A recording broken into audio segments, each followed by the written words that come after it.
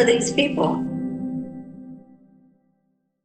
I have a quick set of stories I just want to show you the headlines for. I will drop the links and you'll have to go through them yourself. And I encourage everyone to, because they're really important stories. It's just, you see how much stuff I had to cover already. Number one, Sludge. I like these guys a lot. Donnie and David Moore, two guys run this accountability journalism newsletter, nonprofit, user-funded. Lawmakers hold stocks in defense, energy, and tech companies they oversee. I don't think that's a surprise to anyone here, but the list of 13 senators and representatives whose stock portfolios raise conflict of interest questions. You can only imagine who's in there.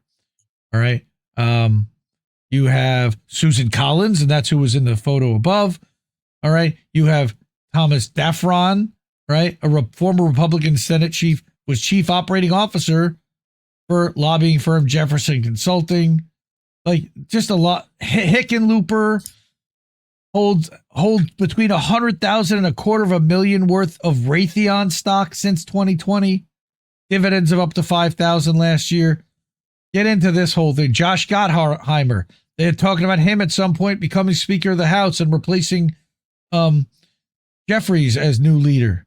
He's making a ton of money and selling stock. And you've got people who are buying oil and big tech and banks. Debbie Dingell. A lot of Democrats in there, by the way. But also, of course, we know Marjorie Taylor Greene with the Palantir, Amazon, Microsoft, Tesla. Look at all that shit. Okay. So that's Sludge, Donnie. All right. Next. An article from The Conversation. We've been talking about data centers. Data centers consume massive amounts of water, and companies rarely tell the public exactly how much. So this is a longer article by a couple of people over at the center, the director of the Center for Water Policy, and a water policy specialist for University of Wisconsin, Milwaukee. All right. Definitely read this one. This is fascinating. Right. And then, speaking more of water, Erin Brockovich, one of the most famous water people there is. We have how to plan for having no water. And here are just some examples of where there have been weeks where people go without water. And what do you do to prepare for this? This is actually like a how-to. I really love that she does this. It's always practical solutions. While drought in California gets a ton of attention, it also lacks adequate water infrastructure to provide Californians with the resources they'll need in the future. The data doesn't lie, and it's telling us that our water system is unprepared for California's hotter and drier climate, Governor, future President Newsom said in a statement earlier this summer. Well, hopefully not. Despite efforts to increase groundwater and develop stronger partnerships with water agencies, because the Resnicks own most of the water in California, California's new water system remains unprepared for the hotter and drier future, according to a new report showing that the state is collecting more groundwater data than ever before. So check that one out. The fourth one, and this is the only time I'm going to talk about this, hopefully this asshole on this show ever. Zohran Mamdani is already being co-opted by big business and the Democratic Party. I don't like mentioning this guy, but who would have thought that? Left Voice laid out a bunch of reasons why people should not be buying into this clown, why you should distrust anybody who is pushing this guy and who is claiming that he is some kind of a hope or a future of the Democratic Party. He might be, but he's also taking big money from all kinds of people all over the place. This was actually published out of France, because, of course, no American would possibly write this. But Zohran has not yet been elected, but he's already organizing meetings with big business leaders and Democratic Party officials. The new hope for international reformism is already capitulating on his principles. So go read this one from Left Voice. Again, I'll put this in the description.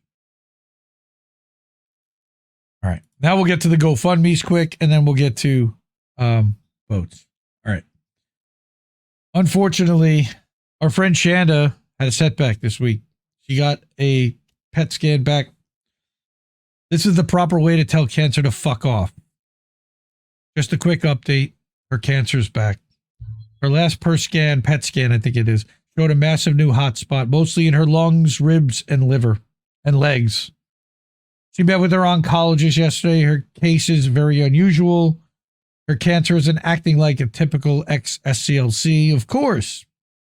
So he's referring her to Fred Hutchinson, University of Washington specialist, back to radiation, and her pulmonary thoracic surgeon. She's dealing with the worst pain she's ever known in the tops of her femur bones and hips. So he's upped her pain meds. She swears the amount that she's taking now is insane. We have second-line chemo in place once we pinpoint what's going on in my liver, and more radiation to her legs. She knew something had changed. She was just hoping she was overdoing it, but rest assured, she's not giving up, and neither are we. She's having to use a walker just to keep the pain in her legs under control, but hey, she's already made it further than half the people who've ever been diagnosed at the same time as herself.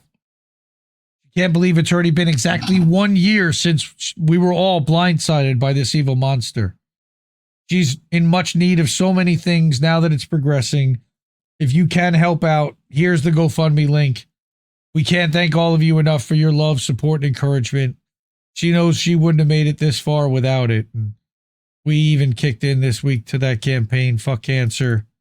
I'll drop that into all the YouTube descriptions, or wherever, into the chat, and it'll be in the description for the video as well as linked in the Substack for this stream. I can't get it into the description in most of the other channels, but it'll be at Substack. So, a note of encouragement and a couple of bucks if you have it. Over 2,700 raised already. She needs some more help for sure. All right, Jack's Page threw down. Kameshwari Kate, I saw you were the other person that contributed here. Thank you so much. Trina Jones was one of the top donations there. Again, thank you to everybody who's able to support our friend Chanda. We love you. Next, we have Cowboy Kitty, Anthony Malecki, also likely in chat. His sister-in-law is dealing with an ICE detention for an illegal traffic stop for a registration that was not expired, but that's what they claimed. Nataliya came to the U.S. with her daughter to pursue a better life, fleeing an abusive ex-husband who threatened to kill her. Her entire family is here, and now she's being abused by a fascist police state that's torturing her for the profits of the prison industrial complex. Fuck ICE. Disgusting. All right, so Nataliya and her family could use help also, and her GoFundMe is also, I'm going to drop that into the all of the chats as well. Love you, brother Anthony. And again, anything anybody can do. We've raised over 1,100 for her, but long way to go. 4,500 is the goal there. Now, I have not gotten an update from our friend Andrew since seeing this over at formerly Action for Assange. Andrew Zygmunt Smith, his daughter AnnaMari has been undergoing some brain tumor stuff, back in surgery. I don't know if she was home yet. They were looking for prayers and anything that you could do to help. Again, they've raised over 7,700. They're trying to get to 9,000. So let's drop that in there for them as well. Man, fuck cancer, and it's just brutal, just brutal. Finally, again, this is Indie News Now. This is the website I've been talking about all night during the breaks when we talk about funding the media. The Keep the News Free section is right here. That does link to our Stripe. It also has a shop link embedded from our old shop. Now, that old shop somebody ordered from last in June and never got their stickers, so I'm a little hesitant to order from them. I have a different shop that I can share a link for. Also, if you click on Watch Live, we are actually live right now. You can break this down by articles, podcasts, videos, or just looking at everything that comes in as a fire hose of content 24/7. This is the new shop, by the way. It's at indienewsshop.itemorder.com/shop/home. And again, I'm going to put that in the chat there for everyone in case you want to order some merch. INN t-shirts, indie t-shirts with the tie, We've got stickers. We've got beanies. We've got baseball hats, snapbacks. We got tank tops for the ladies, like our friend Anna Mayers, who likes to wear tank tops. Love you, Anna. Hope you're doing well. Right quick. All right. And I think that's all I had. And I'm spent. I do want to show the supporters and all those amazing people that have supported our channel, including Anthony Malecki, Cowboy Kitty, that's up there. INN supporters, yeah. Cash App, $ Indie News Network. co-fi.com/Indie News Network. PayPal.me/Indie News Network. IndieNewsNow.com. At IndieMediaToday.com, where we have been live tonight. And we will be going live next at INNNewsletter.com for our React show, Boats Smashing into Other Boats. Love you all. Thank you so much for everybody who's here tonight. Support independent media because we need it more than ever. I truly believe that. And we'll see you soon. I love you all. Have a great night, everyone. We gonna party here. Mwah. Ciao, baby. No! We just fucking lost the stream! I guess this isn't such an awful place. Is that what you want me to say? You prove it's possible to sleep for days, and I still think you're right here awake. The cost of living isn't much to make, but God, it's so hard to say. And when they told you everything was safe, were you